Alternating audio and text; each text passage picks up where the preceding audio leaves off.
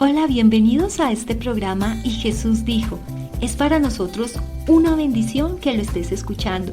Estaremos estudiando cada palabra que salió directamente de los labios de Jesucristo para conocerlo, entender sus enseñanzas y acercarnos más a Él.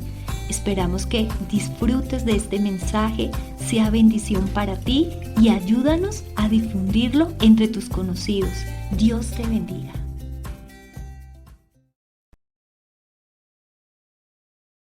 Te doy la bienvenida a nuestro programa Y Jesús dijo.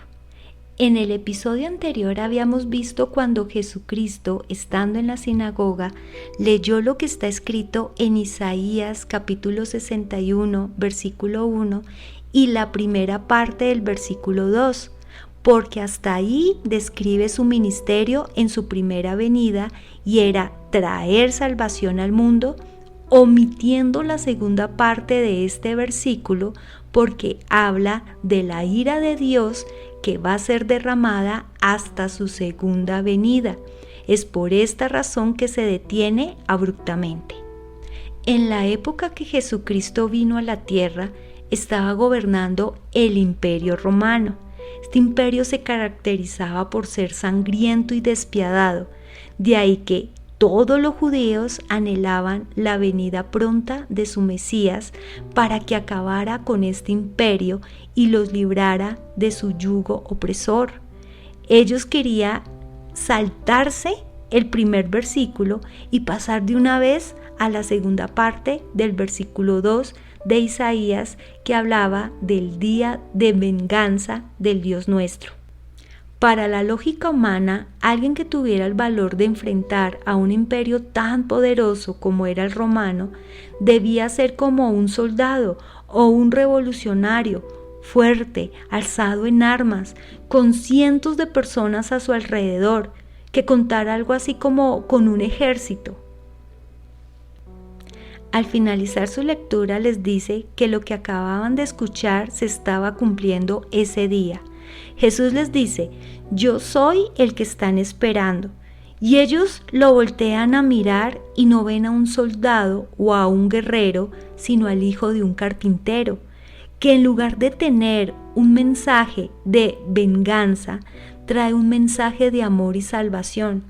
Jesucristo se estaba presentando delante de ellos como el Mesías, el ungido tan esperado y anunciado por los profetas del Antiguo Testamento.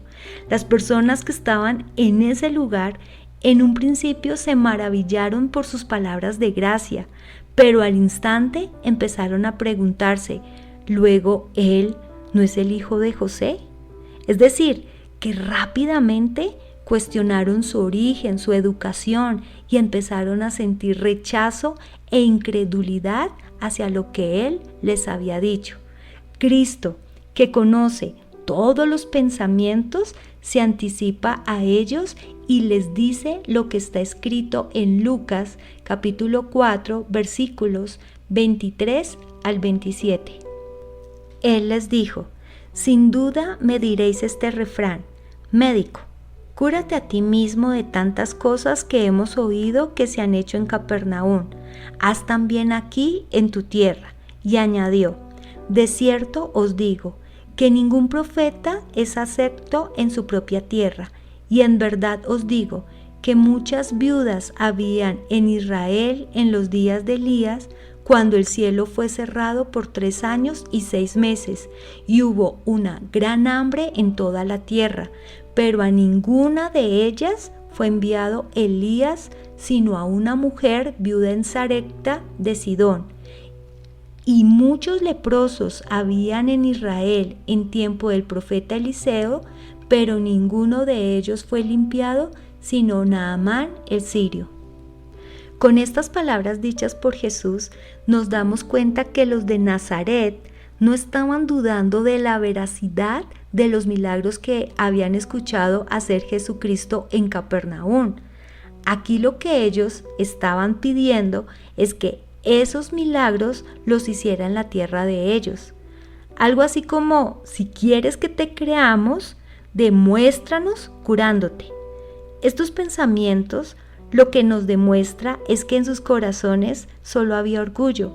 Si escuchaste el episodio anterior, Jesús vino por los quebrantados de corazón, los cautivos, los ciegos y los pobres de espíritu, que sabemos que necesitamos de un Salvador y rogamos para que Dios tenga misericordia de nosotros. Jesús sabía que ellos no iban a reconocer su pobreza espiritual. Si Jesucristo hubiera hecho un milagro, en ese momento no probaría que era el Mesías. Además, los milagros nos salvan. Muchos han recibido un milagro de parte de Dios, como por ejemplo una sanidad, cuando los médicos habían dicho que no había cura, o Dios envió ayuda en un momento de un problema económico grave cuando nadie más quiso hacerlo, y aún así no entregaron sus vidas al Señor, ni le dieron la gloria. Recordemos lo que pasó con los 10 leprosos.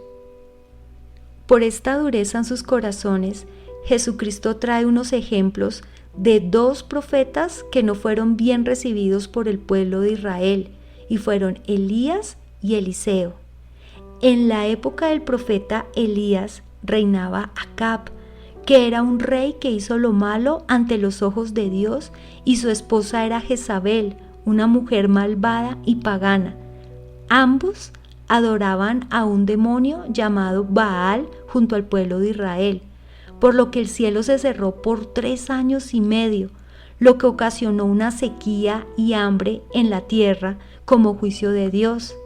Las viudas israelitas estaban muy desprotegidas al borde de la muerte, y aún así Elías fue enviado a Sarepta de Sidón, de donde era el padre de Jezabel, para ayudar a una mujer gentil, ignorando a las viudas de Israel.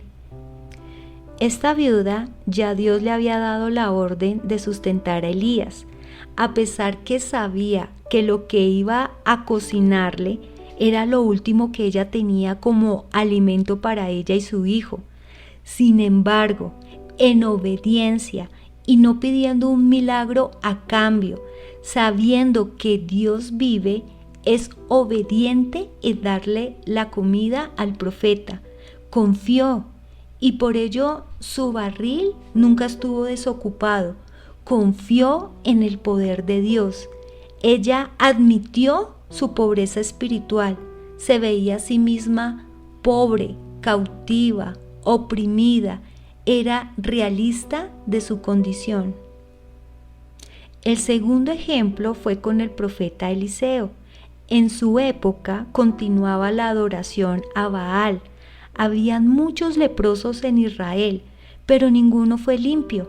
Sin embargo, el general del ejército del rey de Siria, que era enemigo del pueblo de Israel, cuyo nombre fue Naamán, le dio lepra, y tenía en su casa una sierva que le aconsejó que buscara al profeta Eliseo.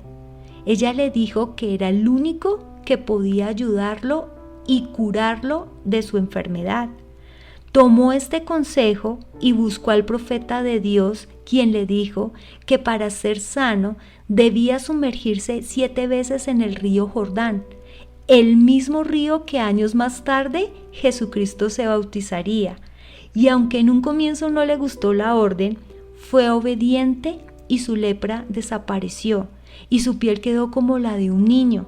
De esta manera terminó reconociendo que no había otro Dios en la tierra sino el Dios de Israel. Estos 2 ejemplos dados por Jesucristo no le gustaron a los judíos y se enojaron por sus palabras. Predominó el orgullo. En sus mentes eran los escogidos, el pueblo del pacto, la descendencia de Abraham. Por eso lo llevaron al monte de Nazaret, donde había una pendiente con el propósito de aventarlo, pero milagrosamente no pudieron hacerle daño y Jesucristo se fue de allí. Dios tiene muchas bendiciones para nosotros y la mayor de ellas es la salvación de nuestras almas. Pidámosle a Dios que nos revele nuestra miseria, nuestra pobreza, para que tengamos total dependencia de Él, porque si no es así, Jesucristo se apartará como lo hizo con ellos, y estas bendiciones serán entregadas a los corazones que sí quieren recibirlas, que sí quieren abrirle las puertas de su corazón. Seamos sensibles a la voz del Espíritu y corramos a los pies de Cristo. Llegamos al final de otro episodio. Sígueme acompañando, escuchando cada semana un episodio nuevo para continuar aprendiendo de todas las enseñanzas dadas por Jesucristo. Estoy segura que será de bendición para ti y para todos aquellos a quienes las compartas. Recuerda, Dios está contigo y eso es suficiente. Hasta una próxima oportunidad. Bendiciones.